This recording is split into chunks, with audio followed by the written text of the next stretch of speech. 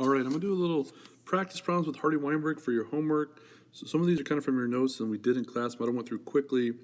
Gives you a chance to understand everything a little bit more detail. Just to start with, when you look at the diagram that I have here, what we're really looking at is this formula. And it's important. There's another formula you're going to need to know, but this formula right here, p squared plus 2pq plus q squared equals 1, where this q squared equals the number of individuals, not the alleles, the number of individuals that actually have this condition, whatever the condition may be. So if you have sickle cell anemia, cystic fibrosis, how many of the population have the condition? This is going to tell us how many people are heterozygote for the condition, how many are carriers for the condition, and this one are the homozygote dominant. So if you're completely healthy, in other words, you're looking at something that looks like this would be big B, big B, big B, little b, and then little b, little b. So that's the first formula that you need to know.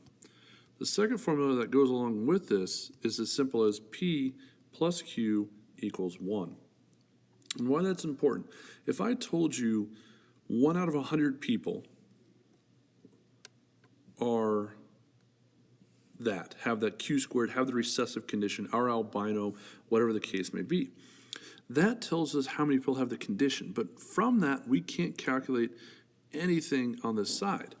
But what we can calculate is by knowing that Q squared equals, in this case, 0.01, we can determine from that the value of Q. Find the square root of that, find the square root of that. Therefore, Q is going to equal 0.1. Now, what that's telling us is just the number of the recessive allele, how many little b's there are in the given population. The p-value here is telling us the number of big B's. So in this case, p plus 0.1 equals 1. Therefore, p is now going to equal 0.9. From this, we can do all the calculations that we need. Okay, put that a little bit smaller up here. And here's how I do that. If I want to find out how many people are heterozygote, I just simply take 2 times my p-value, which is this right here, 0.9, times my q value, which is this right here, and that's going to give me the number 0.18. So now we have our, back to our formula, p squared, haven't figured out, 2pq, we figured out is 0.18. Our q squared we figured out, which was 0.01, which gives us our p-value. Now you can obviously 2 ways to do it. I like to check my work to make sure it's done properly, so I'm going to take my p-value, this number again, and then I'm going to times it by itself or square it, which is 0.81. Now, being good mathematicians, all of this should add up to 1, in which it does. So now we have our formula. We have about 81% of a population for this condition are going to be big B, big B. 0.18 will be heterozygote, 0.001 will be the completely recessive.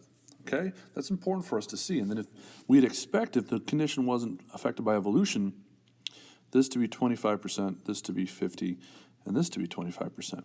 What we can deduce from this now is that this probably is pretty bad for whatever reason. In case of sickle cell anemia, cystic fibrosis, we can see why. It allows us to figure out exactly how to predict. So what I want you to do is, here's a problem that you got in class about sickle cell anemia for a number of individuals that have it.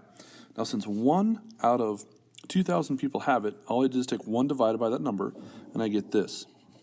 Now, what's the mistake is people will plug that into a value, but what that number really means, it's my q squared value. In order to find q, what must I do is I must square root it, okay? When I square root it, Okay, I'm going to now get a number where it's going to equal Q, and then whatever this number is, I can plug it into this formula to find P. Once I do that, I will have all the information I need. I have the values of P and Q, and I can plug it into the formula P plus 2PQ plus Q squared equals 1 to find out either this number or this number. I have this on the next slide, so I'm going to, if you want to try to practice this problem on your own, go ahead and pause it now and you can do that. Remember, just take the square root of that, and that'll get us going.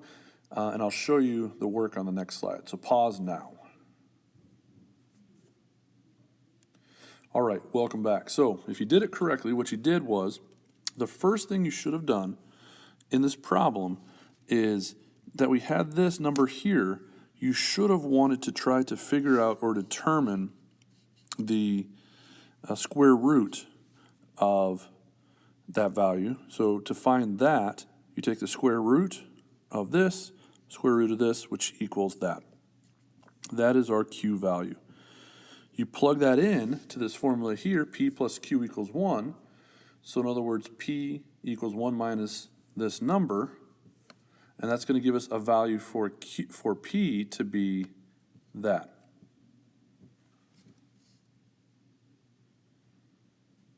All right, once you have those two numbers, you can actually figure out the number of frequencies. So you just take this part right here, and as you do that, 2 times 0.978 times 0.022, okay, which at the end of it means the answer is that, which tells us about 4.3% of people are carriers for, in this case, sickle cell anemia.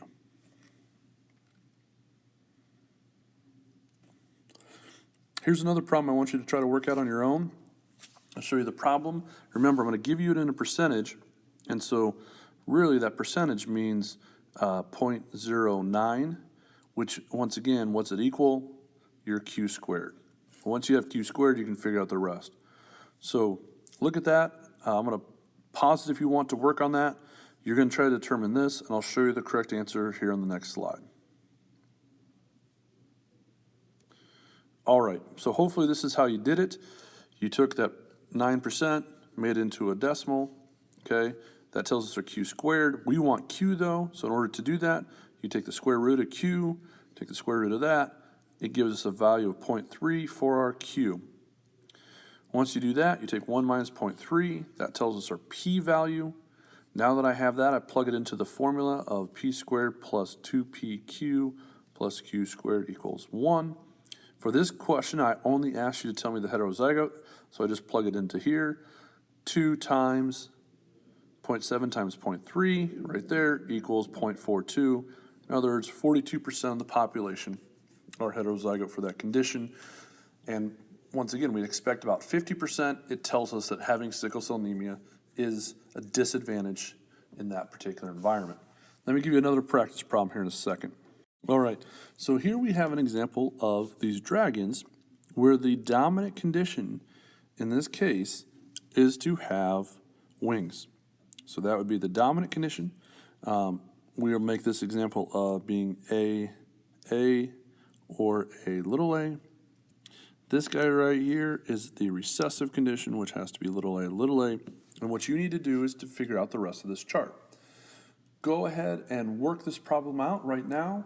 And go ahead and pause the screen if you like. I'm going to work it out myself, and then we'll walk through it together and see how it works. So, like I said, just go ahead and work on it. Pause it now, and then I'll show you how to do it correctly. Check your work.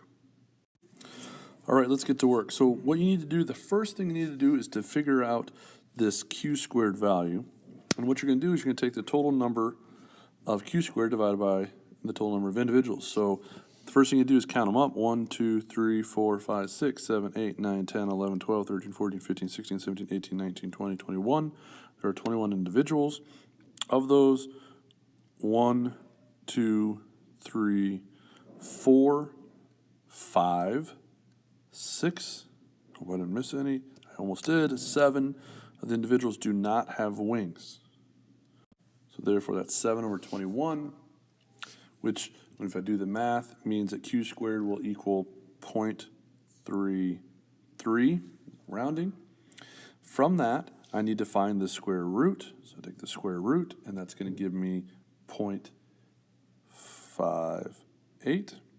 I can plug this into the formula P plus Q equals 1, which in this case means P plus 0.58 equals 1, which means P value becomes 0.42. I then can find the P squared value by just taking this and times it by itself, which would be 0.18. And last part I will do here is actually calculate the P2PQ, which is going to be the number of heterozygotes. I take this number times 2, and I end up with a number of 0.49. Sorry, my handwriting's not very good.